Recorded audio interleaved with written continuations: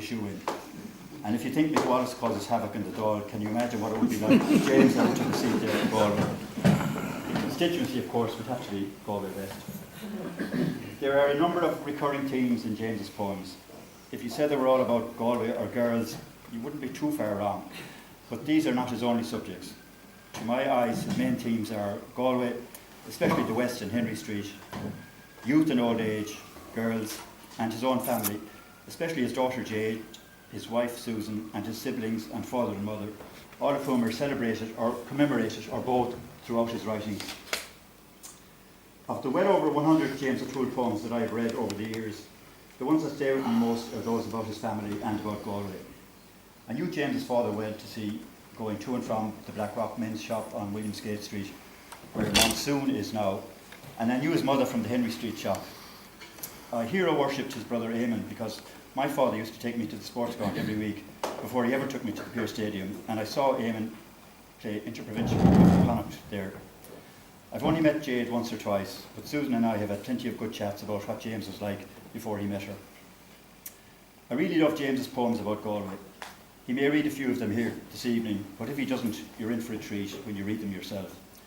The poems Henry Street 1960s and All Hail Denny, this latter one about Dennis Connell from Chantala, who loomed large in our school days and who got none of the breaks in life that the rest of us got. Those poems will take you straight back to the streets of Galway more than half a century ago, when the population was less than a quarter of what it is now, and when Chop Street had two-way traffic, including buses, even with cars parked freely on both sides of the street.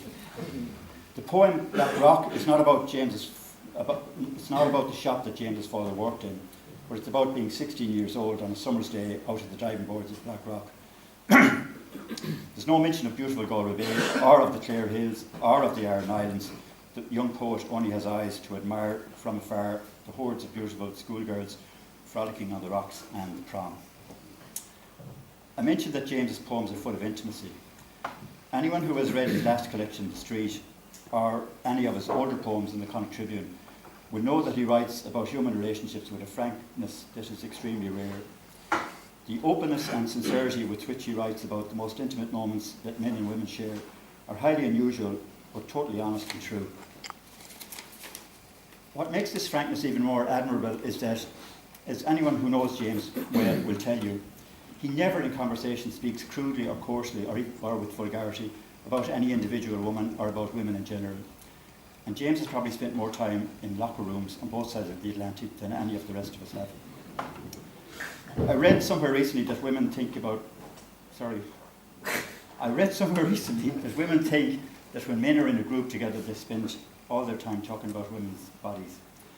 I think that may be only half true. There is football after all. But I can tell you, as someone who has known James since we were teenagers 50 years ago, he does not talk crudely or in any sexist way about women. He talks and writes about women with respect, even with reverence. In fact, one of the poems in this collection addresses the subject of sexism directly. In the poem Other Half, James muses about being transgendered for just 1 week, so as to experience at first hand what it's like to be constantly assessed and surveyed by the eyes of lecherous men. James is not crude or rude about women in what he says or in what he writes, but that does not mean that he does not have what we call the glad eye. In his poem Halley's and Me, in this collection, he writes that when Halley's comet comes back again, quotes, "I'll be celebrating my 108th birthday, senile as a rock, clinging onto my nurse, glancing up her white skirt."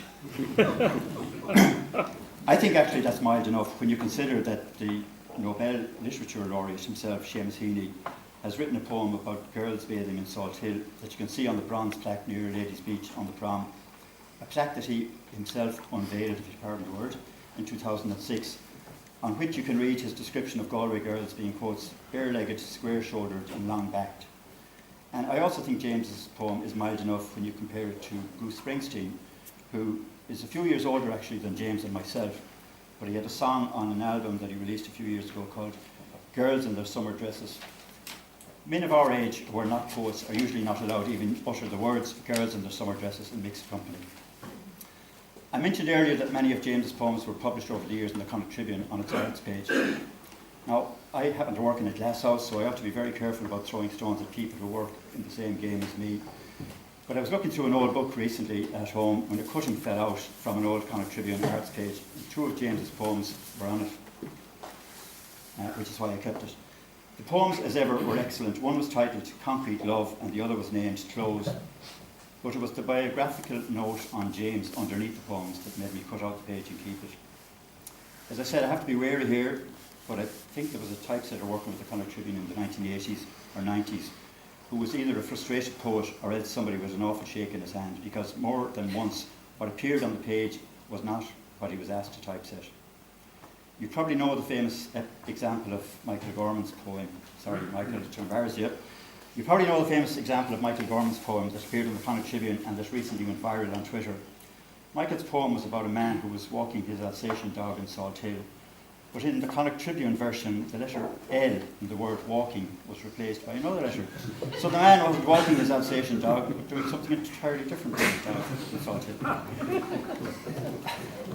The later misprint in the biographical note about James O'Toole's 2 poems wasn't obscene, but it was equally hilarious. It said of James, and I quote, "A native of Galway, he works in the Department of Sports Medicine at University College Dublin. His poetry has been published both in Ireland and the US." His poetry! If James displayed any poetry in Ireland or in the United States, then reading about it in the Connacht Tribune would have been the first time that his mother or his sisters or his old jazz teachers heard anything about it. I happen to know a couple of former Connacht Tribune typesetters, and I'm still not sure if that mistake was innocent or deliberate.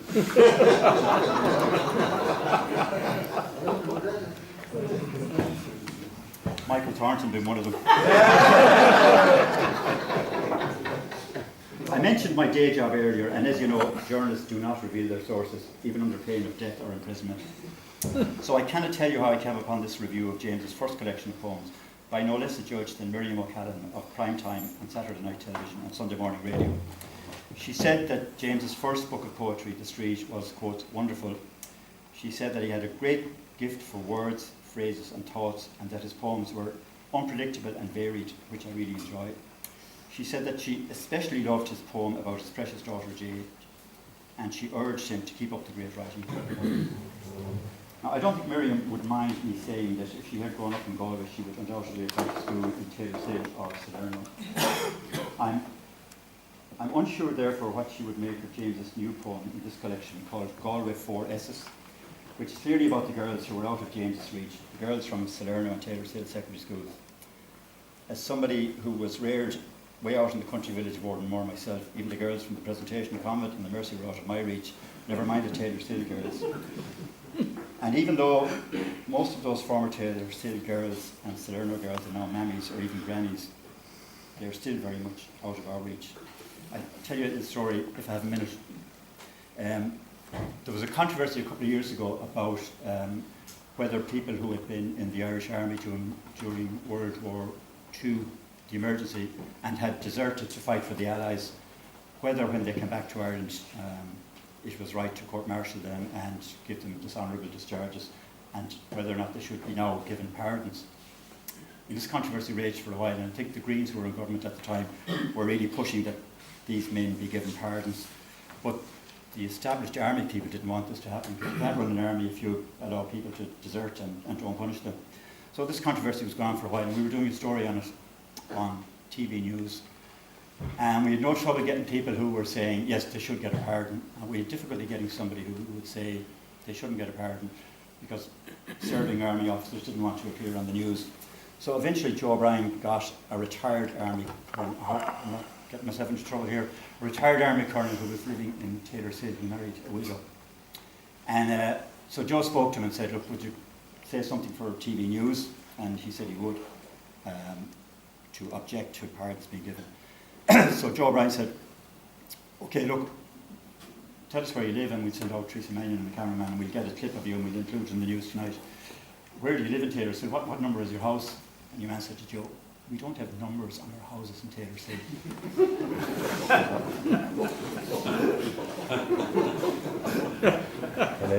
I hope she doesn't know.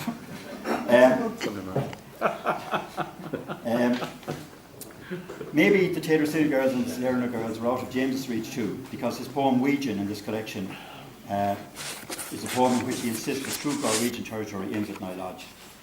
In this poem, he also declares that the quincentennial bridge does not count as a real river crossing like the Wolf Tone, Salmon Weir or O'Brien's bridges because, quote, no ass or cart ever soiled it. He's almost certainly right about that.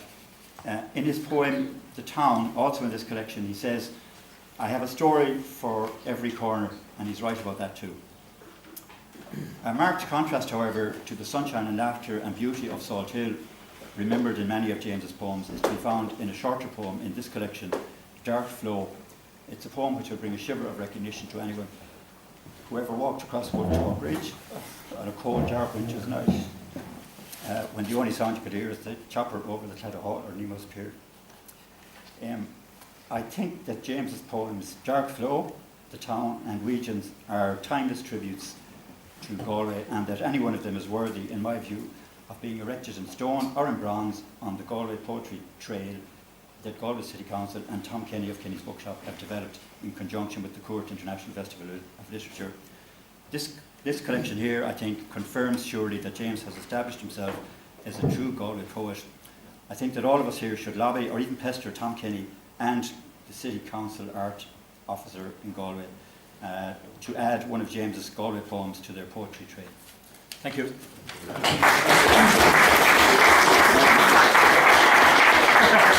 This is the fee agreed. Thank you.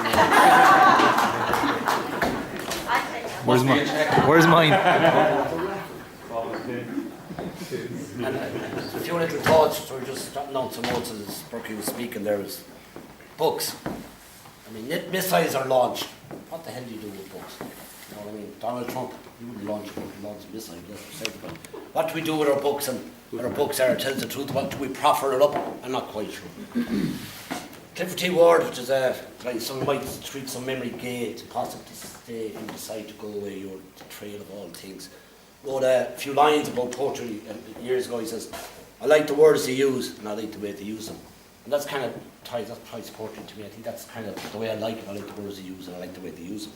And Michael Longley said that if he knew where poetry came from, that he would go there. These are kind of things that always tweak in my memory. My monkey is down there, my jade. And tonight, I give you special permission. In many years we've been fighting over a name that you call me. And I said I must mention my wonderful daughter, Adius the monkey. So continual source of inspiration, fun and unbridled joy.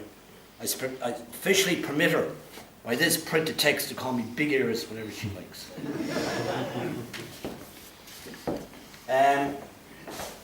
Dr. Eric Mortimer, College Soccer Club up here. Fun cut again this year, I think we're cut. I thought it was 4,000 before the time. 10, is that right? Yeah. Minor stuff. We can give us a contribution. I asked him for something today, but he just told me he's down to his last million. I don't know exactly what we're going to do about that, Eric. Great work done up here by Eric in the soccer club. Bring lots of kids through. Soccer is not the most important thing when you come to college. In fact, you get out of college with a degree, and I should know that. Because in America, only for my degree, I was still working the bars over. The money was great, but the drink was flipping horrible. Jonathan Corbett, Shane Sheridan, Ernie, thanks guys, contribution. Great people, local people. Sheridan's wine bar, absolutely superb. I don't know who burned it down, but we'll find out. My good wife can't be here tonight. I very should. She's in the hospital. She's having twins, and hopefully there'll be 2. All I can say to her is, I better push on. Johnny Beatty and Tony Cochran, also great people in my time here. Johnny, I think maybe it was you, Lester, because you were good with the words. Maybe Johnny coined the phrase "health long days." I'm not quite sure. You can fight that one, the war for us. And Tony, who was 89, who was our Supremo in soccer in college in those days, was 89 the last year in Compass Mentis. An absolute a gentleman. All the other things that stick in my mind are the grammar school, Joe Coyne, Horace Regan, Fahey's Field, the Skeff, Corla, Glamour, checks, money owed, free boots. Tom Canavan, God bless him, died a few years ago. Came into Tommy and said, Tom, I want a hot roasted toasted sandwich. Fuck off and have a pint, it's good for you. Hubert. And I spoke about before, in my first book I had said, basically, I was never the stewardess type in UCG, the Jazz. My one salvation were the dulcet tones deliverance of the English language by my two English maestros, Mr. Dan Griffin in the jazz and Professor Hubert McDermott in UCG. The class with Hubert in full flow and Shakespeare was as good as any piss up with the lads at a soccer match to me, and that's serious praise. E, you're my inspiration. As these big ears walk around town and listen, I get jotting, I put into my little book in my back pocket, put it away. And on Monday night, put the wife to bed, the kid is out of the way, the dog is fully asleep, go his hangover is gone. 3 in the morning, put the wine on, fire on, get all these things out, spread them all over, I sit down and just write. And we fight like hell, we jostle, we have tactics, and this word wants to go here, this diphthong wants to go here, the comma wants to get over there. So by about the 63rd sip, we come to an agreement that we have a poem. And I get to bed. I wake up the next morning, and probably 3% of what I write might survive. And over a period of 20, 30 years of doing it, I got lucky once or twice. I actually won $50 once in the States for a poem about my sister, actually sitting down there. My sister the nun. The poem was how to become from St. Conception's Roop, and yet we're so different. We're talking that kind of thing. I won $50. It doesn't sound like much. This is about 1985, 86. $50 was about 4 days in the pub at Christmas. It was absolutely manna from heaven in my day.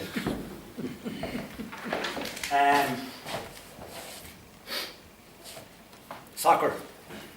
Why I'm still involved, obviously it's part of my profession, is because in college in the 70s, it was great to me. I had a great time, I made many great friends. I went away in the 80s with UCG to the States. I missed a plane on the way back. The boys were all in Shannon and I was last summer in Boston. Worked in bars 3 years there, I got back to college for 5 years and got my profession. So I owed a lot there. And I was actually playing semi-pro there when I got injured, and that's what tweaked my interest in sports medicine, because the guy that treated me was involved with Boston University. His name was Russ Fiore, F-I-O-R-E, and he was a very interesting character. He spotted the thing one day. We used to have a thing called an old Elgin machine in Harvard. You used to get the ankle of the kid in, you go this way and that way to get plantar and dorsiflexion, and then you go in version E version. It takes us 3 minutes to change all the nuts in it. He was in the shower one day. They were just after coming in these kind of movable shower heads. Got it, turned around, hit him. He said, "Jeez, if I took that, put in that machine, patented it, what could I do?" There's no millionaire in Florida. I was washing myself for 3 years at that stage and I spotted it.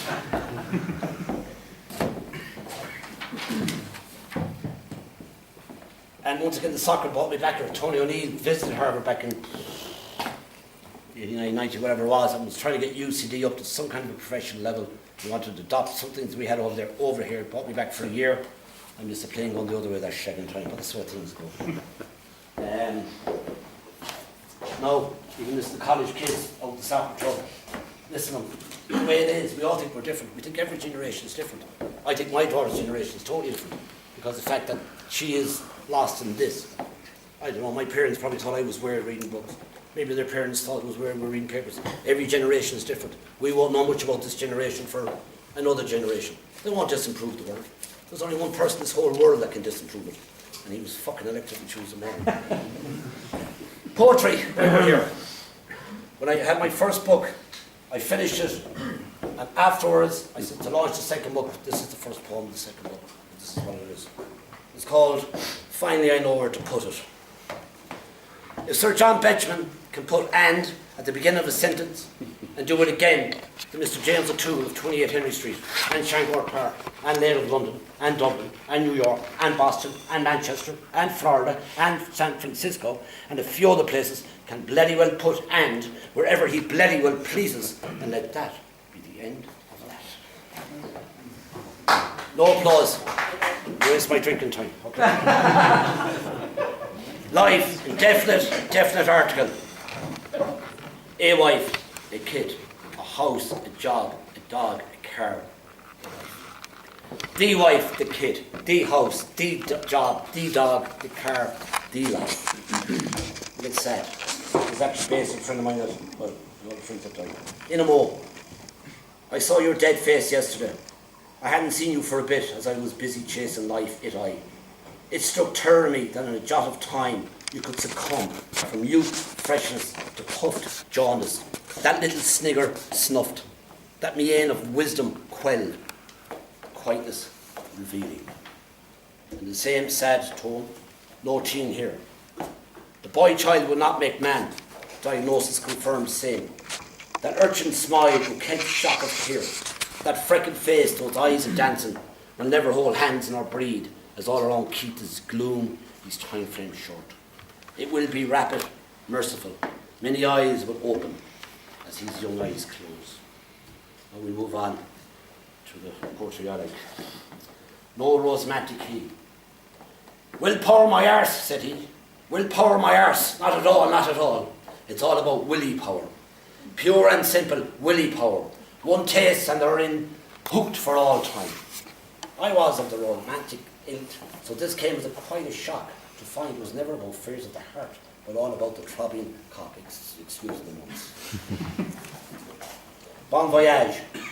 I would much rather get off at the penultimate junction than suffer extreme unction. The only unguent I need is for the train me to trundle on trouble-free. From my needy gob lines in toto imperium, pure compass mentis like. The only viaticum I need is a willing she, an open bar, a promise for the fair, promise of a fair. Other half. For 1 week, I want to be a woman, 1 whole week. I want to feel the power of a throbbing vagina, finger-fed breasts. I want to see the way they would look at my rounded ass, gossamered legs, all minied up and stilettoed. For a whole week I would ruin weak men, subjugate them to their desires, be amused, adored, fawned on. Then I would return to running the world. Too beautiful. She told me she did ballet. I told her I danced through life. She liked that. She said she liked tutus. I said I liked her tutu. She liked that. She told me she'd no time for men. I said no problem there, I'm still going up. She liked that. She told me it would be a quickie. I said I'm rapacity itself. She liked that. I loved it.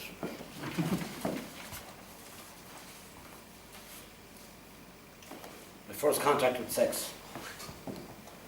My first contact with sex was with a hurried zip. Disappointing start. Then the maid told me a portnight's complaint. Hard to get a handle of it initially, but soon and naturally. A frolic with Mother Pam was a joy for this wayward boy. When I was informed by the priest at school that masturbation called blindness, I squinted, panicked, fled, all in the same motion at the starkness of that motion. Finally, luscious Greta took me under her wing, taught my manhood to sing. Alleluias, hosannas, I had arriven through trials, ordeals of puberty, stupidity, lack of birds, bees, VD crabs and unknown fleas.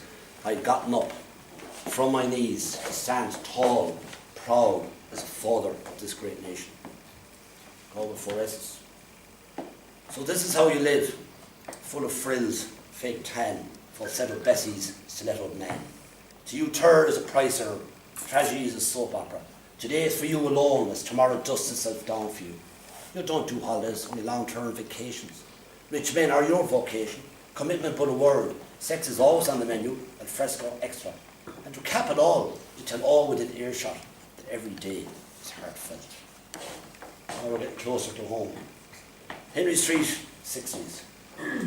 Yesterday I was there scurrying across the canal to the gantry to escape the rampaging chantelas.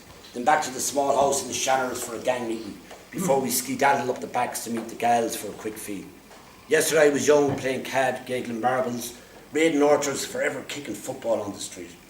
We grew up on the corner, retelling the tales of daring do of the weekend, with Dan, Desi, Paddy, always to the fore. Corner boys ruled. Yesterday was fun. Then I was gone chasing whatever had to be chased. It took me here, there, all kinds of queers. Today I walked the canal with my daughter Jade, past the gantry, feeding the ducks, seeing the ghosts of PJ Ruan's horses, remembering the jungle juice nights, street fights, other delights of our corner boy existence. The backs are now patioed, the Shanners a kids' playground, the streets awash with cars, the corners silent, oh so silent. Those days are long gone, but my princess hits the playground, full of joy for football on the tarmac. Simply a matter of perception, imagination, time. Burke referred to a great man in this town called Dennis Conley. I think we all know Denny from his days bumming up town. He's a legend, he's still alive, I don't know how. He's dried out, he was on Keith Finnegan last week. And Dennis and me go back to a bit of a time. I just wrote a poem about Denny and it goes, all hail Denny. Though I knew you not. True, you were in my childhood, nothing more than a peripheral character, always trying to catch my football boots. I remember playing against you in that concrete, stark, dark industrial school, so establishment. But that's all I remember. The Jesuits bright, lucid. Look to take college and immigration for me. My decades away changed me forever. Your decades were not so kind.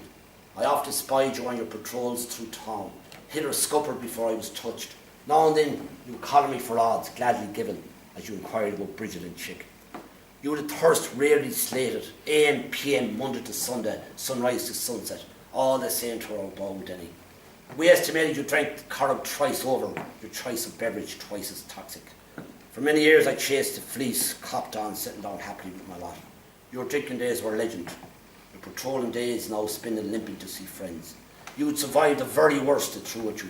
Look at that filthy alcohol, disgraceful snipe to Galway fours. But we knew you as simple, harmless Denny. His own worst enemy, as Annie Howley often said. You talked and you talked, the couple was like a truth serum. Your memory was truly amazing. You could tell me all the names on our under 14 team. You could recall all the neighbours in the 70s. I couldn't remember last Friday night and me was 6 degrees. We were both born young, there our paths diverged. At 3 you nailed your first fart to the wall. Your dad took off, your mother died. You were an overnight orphan, obviously your own fault. From the orphanage to the industrial school, motto, the school of more beatings than lessons. You said hell would be a better address. Look at that filthy alcohol, disgraceful to snipe the Galway fours. You would speak no more of it, done and dusted. Your aunt bailed you out at 14. You flirted with work for 2 years. A messenger boy on your bike from the Cambridges. Famously throwing bills into the corrup as you felt sorry for the poor people.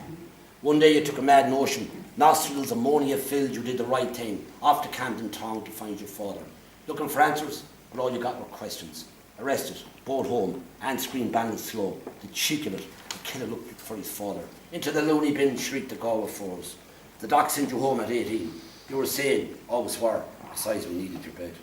Your brother Chuck gave you your first lager of celebration. It was quickly followed by your 10th. You cut loose, you never looked back. The rest is neither here nor there, because you were everywhere and nowhere. You took to the garden with a vengeance. You played an absolute blinder. All was geared to garden, all. Every stratagem, cadge, manoeuvre, ledger to man, all totally geared to any odds. The Gardaí got to know you well. Even the squirt Gardaí fresh from Templemore, you were like a family pet to them. Every Christmas Eve for 8 years the call went out. Watch Denny, watch from Cambridge's window. They watched you, advised you not to, but you still smashed the window. Part of the famous 8 in a row. Nothing personal you would say as the Gardaí led you away. Limerick jail awaited. Where else could I go? The dinner was lovely, the cell warm, the screws were nice to me, like family. In 1991, Hurricane Debbie left her calling card, took 2 of your friends, fractured you upside down. You survived. You had a good decade left in your drinking. Your motto was start early in the year, finish late. From AM to PM to oblivion, you gave it stick, and I mean stick. You patrol left, right, city centre, in fact, every and which where. Disgraceful locked him up street to Galway fours. Finally, in 2001, your share drank and retired, undefeated. Irony played its card, all changed, utterly changed. You now reside adjacent to the industrial school of old. You tended to your flowers, you made matchstick models, you got a few bob to quiet your troubles. The decent sort you are, a lot benefit.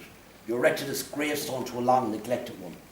You're a queer soul, truly a queer soul, but a good one. You've come back to us. The Galway four see you no longer, they see little. You're a real old flower, a magnolia I would venture. The days of the wet brains are well done, gone. Quick, put on the kettle, Denny is on the way. Go to Mike Farrer's, get Jaffa cakes, they are his favourites. All hail Denny, all hail Denny.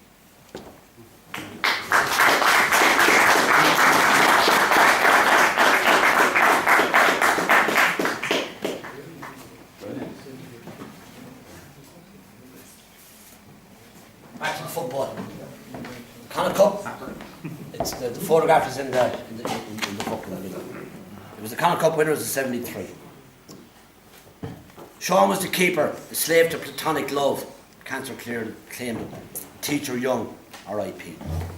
Dennis, the fiery midfielder, drink was his mistress, R.I.P. Sean C. was quiet, never mingled, engineered his way out of college to the Midlands. Joe the Phantom, ghost of the box, teacher who lost his marbles, update, screaming around some island out here. Paul the cadet, unmingler, probably still playing with his tight soldiers. Mixie, the legend, 8 years in second arts, connoisseur reporter, late mornings. Burke gave the awfully gorgeous mantra, from shipping mags in London to RTE, didn't our boy do well. MacD, the Minister of Fun, Brandy, who doesn't do two ways. Enough said. Jerry, a teacher from Ireland Moore, who headed Jetstreams, a gent unique in our squad. Mickey, the engine of the team, cajoling all with these Donegalese, should have made it across. Should have. Toolers a fresher like Mickey, left footer inside left. Mingler. Heading times in UCG, the place to be.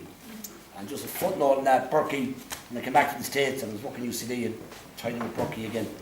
And he was working in the press, and that time it was coming towards the end of its existence in Ireland, with the De Valera's squeezing the money. And Burke's one true ambition was to become the editor of the press.